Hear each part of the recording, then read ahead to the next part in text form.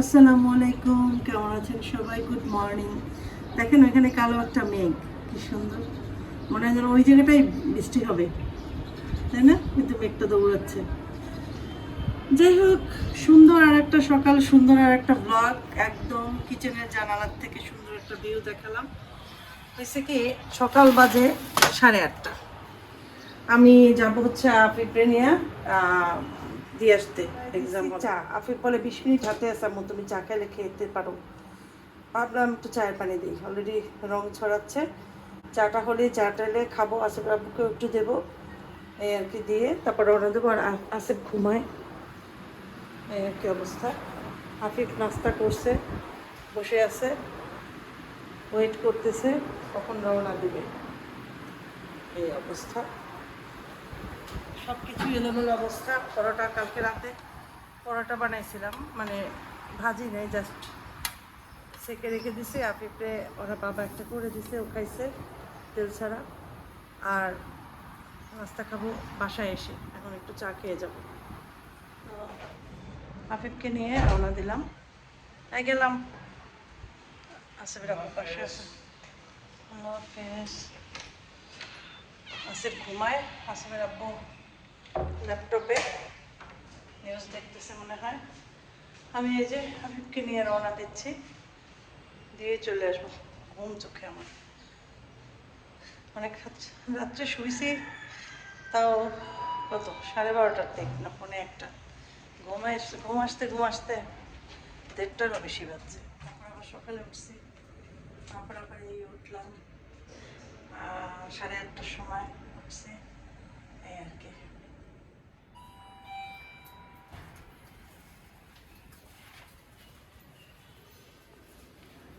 পায়রা দিয়ে জ্যাম হইবে অনেক।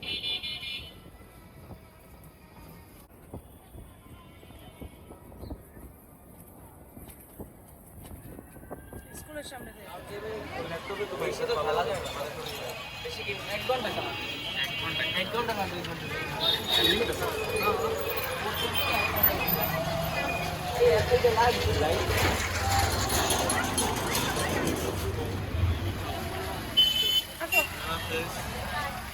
রাস্তা ক্রস করবে। আসছে। হ্যাঁ হ্যাঁ, ওইটা সেটা তোমার দেবো না, তোমার দিয়ে দেবো। আসো আসো, তাতে আসো, তাতে আসো।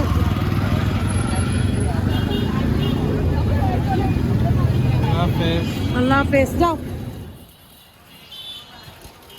এই যে কি পরিমাণ রোদ, ওই বাবা, রোদে অস্থির। একদম আসছি ঘেমে টেমে, অবস্থা খারাপ।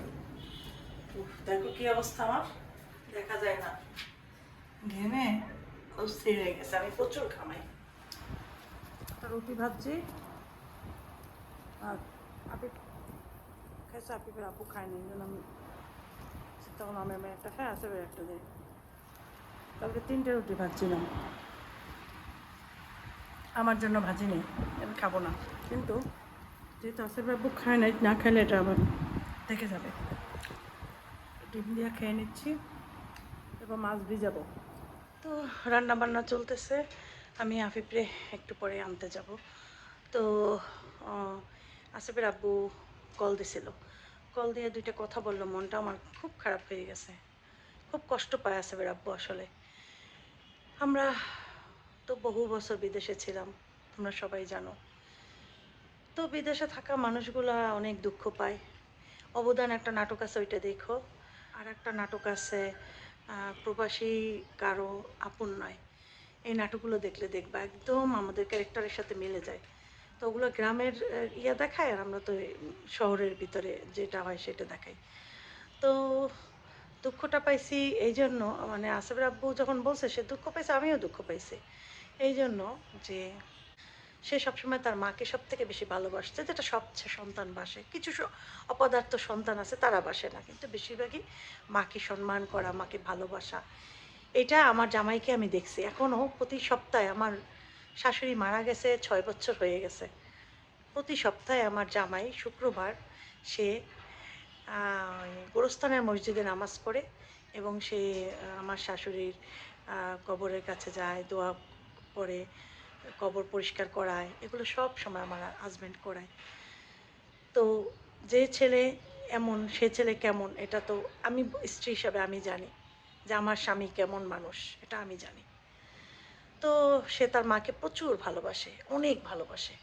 কিন্তু মহিলারা যেমন কেউ মারা গেলে চিৎকার দিয়ে দিয়ে কান্দে, পুরুষরা কাঁদতে পারে না। আমার শাশুড়ি যখন মারা গেছে স্তব্ধ হয়ে গেছিল, একদম কেমন জানি হয়ে গেছিল। তো সেটা আমি দেখছি। তো সেই মায়ের যে সে কত ভালোবাসতো, মায়ের সবসময় মায়ের সাথে ফোনে কথা বলতেই থাকতো, যেহেতু হোয়াটসঅ্যাপ ইমো কত কিছু ছিল, কথা বলার তো সুযোগ ছিল। যদিও কথা পারমিশন নিয়ে বলতে হইতো, কারণ আমার শাশুড়িকে আমিও এনে মোবাইল দিছি, কিন্তু মোবাইল সরাইয়ে ফেলাইতো পরে। পরে তাকে মোবাইল তার কাছে থাকতো না, ফোন দিলে বলতো সে ঘুমায়, সে বাথরুমে, সে নামাজ পড়ে, পরে কল দিয়ে। যখনই কল দিতাম এগুলোই বলতো। স্বাভাবিক, একটা পুরুষ মানুষ তো ব্যস্তও থাকে। দেখা গেছে যখন ফ্রি টাইম কল দিছে, আম্মায় ঘুমায়, আম্মায় উজু করে, আম্মায় নামাজ পড়ে, আমি বাইরা, এরকম এক এক সময় এক একটা বলতো। আমার শাশুড়িকে ফোন ঠিক মতো নিয়ে দিত না তার কাছে। তো এগুলো আসলে আমাদের ভিতরে আছে, আর ওই আমাদের মহান আল্লাহ তাআলা আছে না, সে জানে এগুলা, আর কেউ জানে না, আর কারো জানার দরকারও নেই। এগুলো তো ঢাকঢোল পিটানো সবসময় জানে, এখন ঢাকঢোল পিটাই, কারণ দেখি যে এখন ঢাকঢোলটা পিটান যায়, জায়গা আছে পিটানের, কারণ আমার ভিডিও কিন্তু আমার আত্মীয় স্বজনও দেখে, সেই জন্য ঢাকঢোলটা এখন পিটানো দরকার। সমস্ত আত্মীয় স্বজন যারা বাংলাদেশে আছে তাদেরকে চোখে পর্দা দেওয়াইয়া রাখছে যে আমার মায়ের জন্য কিচ্ছু করে নাই। প্রবাসে যারা থাকে তারা কি করতে পারে এটা সবাই জানে, এটা অজানা। এগুলো বললেও যে মানুষ তাদেরকে খারাপ বলে সেটা তারা বোঝে না, যে তার মায়ের অসুখ বিসুখ হোক এ হোক। এই এমনকি সিমাপি যেদিন মারা গেছে তার 3 দিন বা 4 দিন পর আমি আমার শ্বশুরের বাসায় ঢুকছি, দেখি চিৎকার দিয়ে দিয়ে 6-7 জন এখানে বসা মহিলারা, আত্মীয় স্বজন, এই দূর দূর সম্পর্কে, আমার শ্বশুরের তো আপন কোনো ভাই বোন ছিল না। তো যাই হোক, তারা বসা, তো তাদেরকে শোনাচ্ছে আমার স্বামীর কাহিনী। আমার স্বামী কিছুই জীবনে করে নাই, সাহারিয়ার ভাইও না, সাহারিয়ার, উনি জীবনে কি করছে, আমার মায়ের জন্য কিচ্ছু করে নাই, আমাগো জন্য কিচ্ছু করে নাই। বসে পর আমি অন্য মানুষের কান পাইতে আগে শুনতো, তারপরে ভিতরে ঢুকতো। আমি ঢোকার রুমে, মানে বাসায় ঢোকার যে প্রথম রুমটা, সেখানে যেটা বসার রুম বলি আমরা, ওইখানে আমি আমি কান পাতে শোনার মানে আমার মন মানসিকতা কখনোই ছিল না, এখনো নাই। আমি ফট করে ভিতরে ঢুকে গেছি, ঢুকে বলছি তুই কী বললি, কী করে নাই আমার স্বামী সেইটা তুই বল। তুই যে সৌদি আরবে গেছোস, আমার বিয়ের পর আমার শাশুড়ির প্রথম শব্দ ছিল, সেটা সবাই জানে, যে তুমি তোমার বউ আগে নিতে পারবা না, আগে তোমার ভাইরে নিতে হইবে, কারণ সে দেশে থেকে খারাপ ছেলেদের সাথে তখন মিশত। তো আমার জামাই বলল আচ্ছা ঠিক আছে। আমার জামাই তাকে সৌদি আরবে এনেছে। একটা ভিসা তখনকার সময় অনেক এক্সপেন্সিভ ছিল এবং টিকিটও অনেক দাম ছিল। আমার জামাই তাকে সৌদি আরবে এনেছে, নেয়ার 6 না 8 মাস পর আমাকে নিছে। তো সে সৌদি আরবে গেছে, সে নবাবের বাচ্চা, সে কোনো কাজ করবে না। সে কি করছে, সে বসে বসে খাইছে, তাকে বসে বসে খাওয়াইছে, ঘর ভাড়া, কারণ থাকার তো জায়গা লাগবে, ওইভাবে করে তাকে রাখছে, গেছে। তারপরে সে যখন আসবে, আবার তাকে 7 বছর ছিল, বাকিটা আমি আর বললাম না, সব কিছু বলা যায় না। তাকে আবার টিকিট কইরা সব কিছু নতুন কেনাকাটা করাইয়া তারপরে লাগেজ ভইরা দিয়া তাকে বাংলাদেশে পাঠানো হয়েছে। তাদের জন্য কিচ্ছু করে নাই আমার জামাই, কিচ্ছু করে নাই। আমার শাশুড়ির যত কিছু প্রয়োজন, তাহলে তারা পাইছে কই, কথাটা এইটা, পাইছে কই। সবসময় আমাদের বাসায় মাঝে মাঝে আমাদের বাসায় মানুষ দাওয়াত দিয়ে খাওয়াইতো, অনেক মানুষ। আমার শাশুড়ি আবার সবাইকে না নিয়ে খাইতে পারতো না। তার বাপের বাড়ির আত্মীয় স্বজন, শ্বশুর বাড়ির আত্মীয় স্বজন, যারা যারা বরিশালের ভিতরে দাওয়াত দিলে সবাইকে একসাথে দিত, একজনকে দিত না। আমি যেমন আছে না যে এই এদেরকে দেই দাওয়াত, ওরা আবার মন খারাপ করে, কারণ ভিডিওতে দেখে ফেলে, আবার ওদেরকে দেই, এরা মন খারাপ করে। আমার শাশুড়ি আবার ওইটা ছিল না, সবাইকে দিয়ে খাওয়াইতো। খাওয়াইতো কার টাকা, আমার শ্বশুর তো ছিল না, খাওয়াইতো কার টাকা, গেছে। আমার বিয়ের পরের কথাগুলো বলতেছি, আগেরগুলো তো বাদ দিলাম। এগুলা করছে, খাওয়াইছে, শুধু মেহমান খাওয়াইছে, খাওয়া অসুবিধা নেই, জামাই টাকা পাঠাইতে নিছে, খাওয়াইতে নিছে, গেছে। এরপরে আমার ননাস ভোলা যদি থাকতো 10 দিন বা 15 দিন, বরিশালে থাকতো 15 দিন, যাও। আর বাকিটা বললাম না, এভাবে করিয়ে কিন্তু চলছে, আমার জামাই চালাইছে। ওগুলো আমি বাদ দিলাম, ওগুলো আমি মাথায় নিলাম না, যে এটা স্বাভাবিক, এটা তো সত্য কথা, যে ছেলে আর্ন করবে সেই তো ফ্যামিলি চালাইবে, এটা স্বাভাবিক। কিন্তু নিমক হারামের মতো যখন বলে আমাদের জন্য কি করছে, ঠিক আছে, সেগুলোও বাদ দিলাম। বিয়ে বিয়ে করবে, বিয়ে করবে, মেয়ে খোঁজে, মেয়ে খোঁজে, মেয়ে খোঁজে, ঠিক আছে, ভাঙানি পড়ে, বিয়ে ভেঙে যায়, বিয়ে ভেঙে যায়। হ্যাঁ, মেয়েরা রাজি হয় না, রাজি, এরকম অনেক সম্বন্ধ গেছে। লাস্টে একটা সম্বন্ধ আমার শাশুড়ি কল দিয়ে বললো যে এরকমের এক জায়গায় আমি বিয়ে ঠিক করছি, এরকম আমাকে আর শাড়ি আর কি। তো আমাকে তো আর সব বলে না আমার শাশুড়ি, তার ছেলেকে, যে টাকা পাঠাও, ওরে বিয়ে করাবো। বলছে আম্মা ঠিক আছে। এরপরে আমার জামাই টাকা পাঠাইয়া দিল। এখন একটা কথা বলি, এই যে টাকাটা পাঠাইছে না, এর ভিতরে অর্ধেক টাকা আমার টাকা। আমার জামাইকে এখনও বললে সে স্বীকার করবে। তো সেই টাকা পাঠানো হয়েছে। এখন আমার কোথার থেকে টাকা আসলো, আমি তো জামাইরটা খাই। জামাইয়ের টাকাই যদি কোনো মেয়ে জমায়, সেভ করে, তখন সেটা তার হয়ে যায়, তার গোল্ড, সেগুলো কিন্তু তার হয়ে যায়। সেই টাকা পাঠাইছে, বিয়ে হয়েছে। হ্যাঁ, আমরা একলা টাকা পাঠাই নাই, আমার খালা, আমার মামা, মানে খালা শাশুড়ি, মামা শাশুড়ি, তারা যথেষ্ট ভালো সবাই, তারা অনেক হেল্প করছে, তারা সবাই মিলে দিয়ে তারপর বিয়ে করছে। কারণ বেকার ছেলে, খালি ওই যে সামনে একটা জায়গা ছিল, যেটা মানে মোটামুটি ভাগ হয়েছিল আমাদের বাড়িটা, ওইটা ওর জায়গা ছিল। তো ও বিয়ের আগে বলছে যে, তাও আমার জামাইয়ের কাছে জিজ্ঞাসা করছে যে ভাইয়া আমার জায়গা এখানে, আমি 3টা দোকান উঠাইয়া দেই ভাড়া। বলছে আচ্ছা দেও, তোমারটা অসুবিধা কি। তারপরে দোকান উঠাইয়া ভাড়া দিল। ওই ভাড়া, আর বাড়ির ভিতরে কয়েকটা ঘর ছিল, অনেক বড় বিশাল জায়গা আমাদের, ওইখানে কয়েকটা ঘর ছিল, ওই ঘর থেকে ইনকাম আসতো, খুব বেশি আসতো তা না, ওগুলো ছিল সব টিন শেড ঘর, ওগুলো ভাড়া আর কত আসে।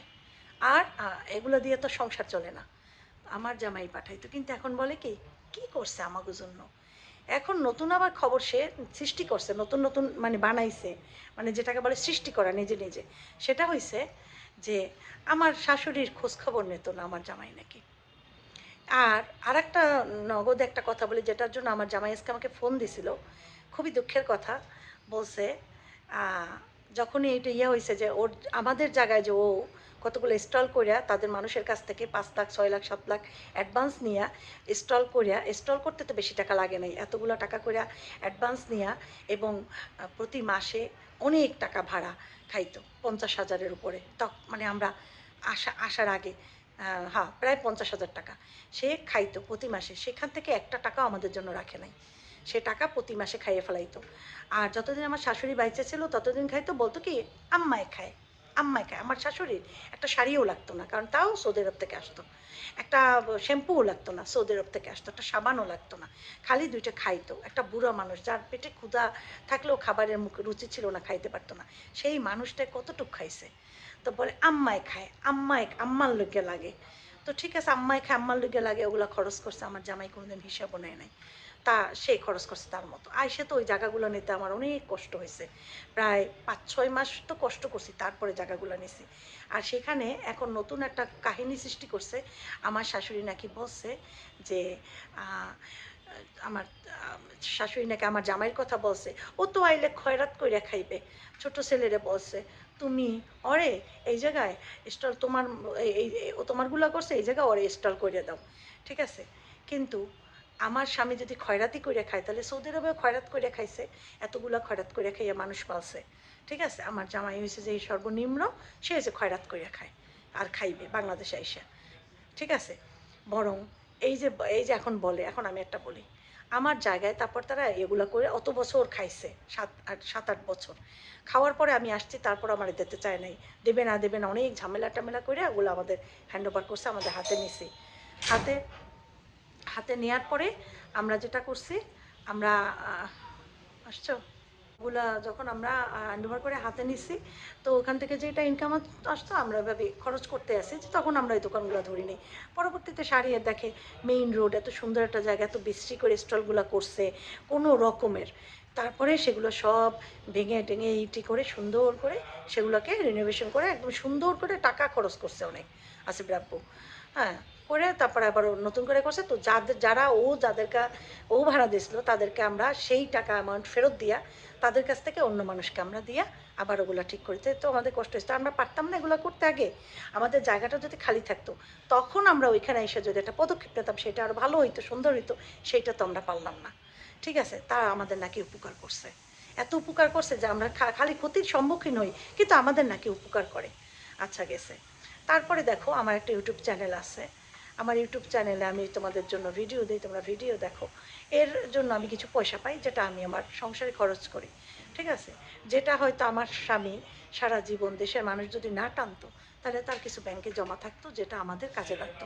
পুরা করোনার 2টা বছর আমরা অনেক কষ্ট করছি সৌদি আরবে, কোনো কাজ কাম ছিল না, কারণ বিজনেস করতো তো সব কিছু বন্ধ ছিল। তো সমস্ত টাকা যেগুলো একটু এক্সট্রা ছিল সবই তো খাওয়া লাগছে, করা লাগছে। হ্যাঁ, যাই হোক গেছে, এগুলো অনেক বিশাল ইতিহাস, বললে লাভ নাই। কিন্তু মানুষ কত নেমো খারাপ হয়, সেই ভাই যে ভাইটা তোরা খাইছস, তোর বিয়ে হয়েছে, তোর সৌদি আরব, সেই ভাইয়ের সাথে বেইমানি করস, এত বেইমান। হ্যাঁ, স্বামী স্ত্রী মিলে এরকম বেইমানি করো, আল্লাহ সহ্য করবে না। আল্লাহ বলছে আমি ভালো মানুষকে পরীক্ষা করি। তো যাই হোক, এগুলো বলছি, মনের কষ্টের কথা বলছি যে এইরকম মানুষ পৃথিবীতে আছে।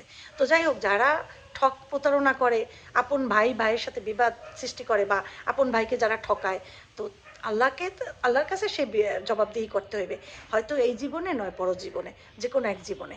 আর এগুলো করে এত খুব মজা পায়, কিন্তু এই জীবনেই মজা, তাদের কোনোদিনই ভালো হবে না ইনশাল্লাহ। যারা ভালোভাবে সৎভাবে থাকবে, আল্লাহ তাদের পুরস্কার দেবে, পুরস্কৃত করবে। আমার কথা এটাই, যে ভাই এত করছে, সেই ভাইরে কীভাবে ঠকাইবে আর কীভাবে ভাইয়ের বদনাম চারোদিকে ছড়াইবে, এই ধরনের মন মানসিকতার লোক আমি মনে করি জানি কোনো ভাইয়ের জীবনে যেন এরকম ভাই না আসার কোনো এত বলি ভিডিওতে, সব প্রবাসীদেরকে বলি, আপনারা সতর্ক হন, যা কিছু করেন নিজেদের করেন, পরে আপনি চাইলে একজনকে দেন, আপনার ভাইকে আপনি দেন, সেটা আলাদা জিনিস। নিজের জন্য যেটা করবেন সেটা নিজের জন্য ওইভাবে করবেন, যাতে ভবিষ্যতে আপনার বউ বাচ্চা, আপনার যদি মরেও যান, আপনার বউ বাচ্চা জানি কষ্ট না পায়। একটা আপু, উনি আমাকে প্রায় 10 দিন আগে কল দিয়েছিল, অনেক কান্নাকাটি করছে, সে আমার ভিউয়ার্স কীভাবে যেন আমার নাম্বার পাইছে, তাও পাইছে, কারণ আছে সেটার একটা। আমি এক জায়গায় একটা নাম্বার চাইছিল, পর দিছিলাম, সম্ভবত সেই, তারপর বলছে যে আপু আমি এইভাবে করে আপনার নাম্বার নিছি। তো সে আমাকে অনেক কথা বলছে এই ব্যাপারে, যে উনিও দেশে আসছে, আমার কান্নাকাটি করে অস্থির, কারণ ওনার হাজব্যান্ড মারা গেছে। ওনার কথা নিয়ে আমি কালকে বা পরশু একটা ব্লগ বানাবো, আপনারা সবাই দেখবেন। মানে আমার মাথা খারাপ হয়ে গেছে, ওনার কথা শুনে আমি কান্না করি, রীতিমতো আমি পোপায়ে কাঁদতেছিলাম, আর বলে আপু রাখেন, আমি আর আপনার কথাগুলো শুনতে পারতেছি না। যে এইরকম মানুষ আমরা বিপদে পড়ি, আর যারা বিপদে মজা পায়, আর কি যেসব আত্মীয় স্বজন কিছু আছেন তাদের আবার সহযোগিতা করে, তারা সমান গুণে অপরাধী, এবং আল্লাহ তাদের বিচার করবে ইনশাল্লাহ। তো এটাই আমার বলতে ইচ্ছা করছিল, যে আজকে একটু বসে বলি, এত কষ্ট যে না বললেও পারতেছিলাম না। আবার কিছু আত্মীয় স্বজনের শোনার দরকার আছে, কারণ এগুলো অনেক কষ্টের কথা, যে জীবনে এত করা হয়েছে, তারপর বলে কি করছো, কি দিছো, কি খাইছো। একবার এরকমের কেস পড়ে বলে কি আমার ভাই আমার একটা জুতাও দেয় নাই, তারপরে অনেক আগের কথা, হ্যাঁ প্রায় এটা 2000 সনের কথা। তো আমার ননাস সিমাপি বলে কি, কেন তুই দিয়ে ওই যে কেসটা যেটা পড়ছো ওইটা তো শাড়ি তোরে দিছে, বলে কি আমারে কেস দিছে, আমারে কি জুতো দিছে, বোঝেন এখন কথা। মানে কিছু না কিছু একটা বলতে হবে ভাইয়ের নামে, আরও এরকম অনেক কিছু আছে। আমি হা করে তাকায় রয়েছি, বলে কি বলতেছে। যখনই শাড়িয়ার আসে লাগেজ ভরে ওদের জন্য জিনিসপত্র আনে, কি বলে এগুলা। আর যখন যেটা লাগে পাঠায়, মানুষ আসলে এটা পাঠায়, ওটা পাঠায়, টাকা পাঠায়, দরকার হলেই টাকা চায় ভাইয়ার কাছে, ভাইয়া টাকা দাও, এটা কিনবো এইভাবে করে টাকা দিত, আমি নিজের চোখে দেখছি। কিন্তু সে কীভাবে তারা এরকম অস্বীকার করে, আল্লাহ তাদের ইমান না দিলে এরা কোনদিন ভালো হইবে না। আর ভাইটা না ঠকাইয়া ভাইকে দিয়ে দাও, তুইও ভালো থাক, ভাইও ভালো থাক। ভাইটাও যদি খাইতে চাস, তাহলে আল্লাহ তোর গলার ভিতরে সীসা ঢাললে তোরে ভাইটা খাওয়াইবে ইনশাল্লাহ, আমিন।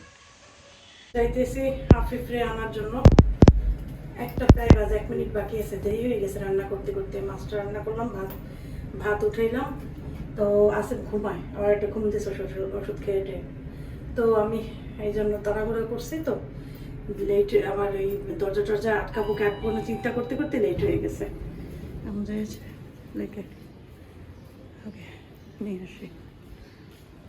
বন্যা টন্যা হয়েছে না, এর কিছু আম পড়ছে। সেগুলো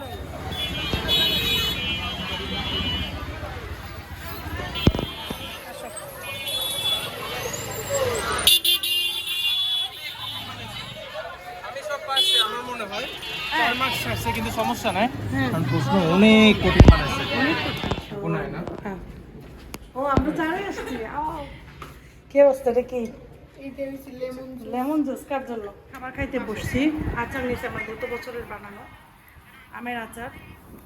এটা যে ওই আচারটা যেটা কাঁচা আচার দিছিলাম, সাথে পাঙাশের একটা মাথা নিছি, লেবু নিছি, ভর্তা নিছি, একটু মাছ নিছি, আর এটাকে বলে বালিশ পেটি, বালিশ যেটা সেইটা। আগে একটু ভর্তা দিয়ে খাবো। আফিফও খাচ্ছে, আফিফের ভাইও খাচ্ছে, আর আফিফের বাবা দুপুরে আসবে না, সেই জন্য সে খাবে না। অনেক ক্ষুধা লাগছে জানো আফিফ, আমার তো ক্ষুধা লাগছে, এত কাজ করছি, তোমাকে দিয়ে আসছি, তোমাকে নিয়ে আসছি, একবারে দোকানে গেছি, হ্যাঁ দোকানে গেছি, দোকান থেকে টুকটাক বাজার আনছি, যদিও ব্লগ করিনি এগুলা। এরপরে আবার রান্না করছি, মাছ ধুইছি। সুজন আমার কল দিছিল কিন্তু তখন খেয়াল করিনি, পরে দেখছি তখন অলরেডি আমার মাছ ধোয়া হয়ে গেছে, চিন্তা করছি এখন আর এসে করবে কি, সেজন্য আর করিনি। চাচা আমরা আজকে একটু এসে কাজ করে দিয়ে দেবে। এই ভর্তাটা যা মজা লাগে,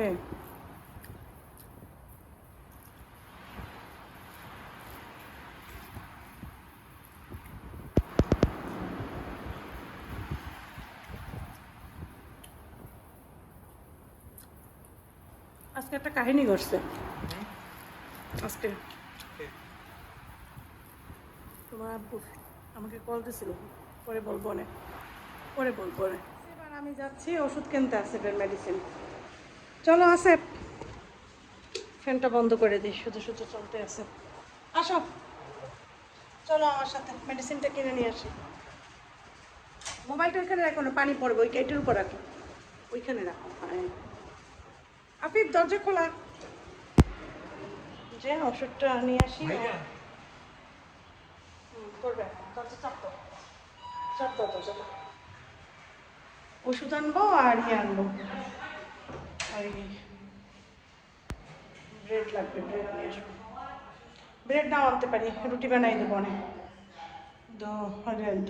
ইয়া স্লাইস ব্রেড খাওয়া ভালো না, বুঝছো? স্লাইস ব্রেডে অনেক ক্ষতি হয়, তার থেকে হাতে রুটি বানাই দিল এটা ভালো হবে। পরোটা, সকালে পরোটা মজা লাগে না খেতে?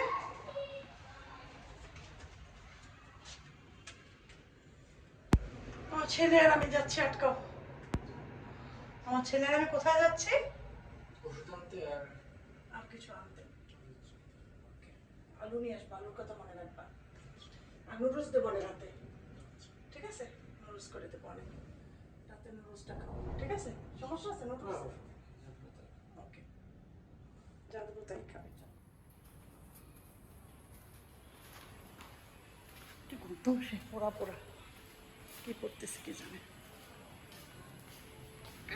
আড়াই কেজি পেঁয়াজ 100 টাকা, আড়াই কেজি পেঁয়াজ 100 টাকা, 5 কেজি পেঁয়াজ 200 টাকা।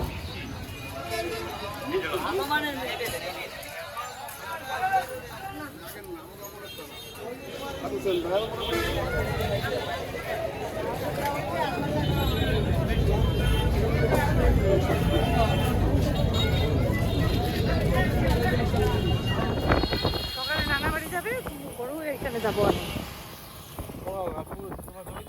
হ্যাঁ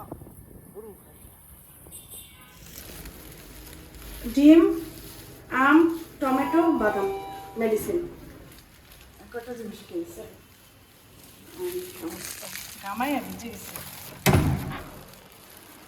ও ডিম ভাগছে নাকি আল্লাহ জানি, এর সাথে একটা বাড়ি লাগছে। বাদাম, বাদাম তো আমার লাগবেই। আর দিয়ে নুডলস বানাই দিয়ে মোবাইলে করে দিতে চাই।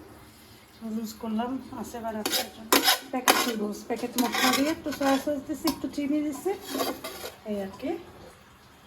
সবসময় নুডলস করলে একটু চিনি দিই, যেহেতু নুডলসের মশলাগুলো ঝাল থাকে, সেই জন্য ঝালের ব্যালেন্সটা না। তো রাত্রে ওরা এটাই খাবে, আসলে আব্বু আসছে ভাত খাবে।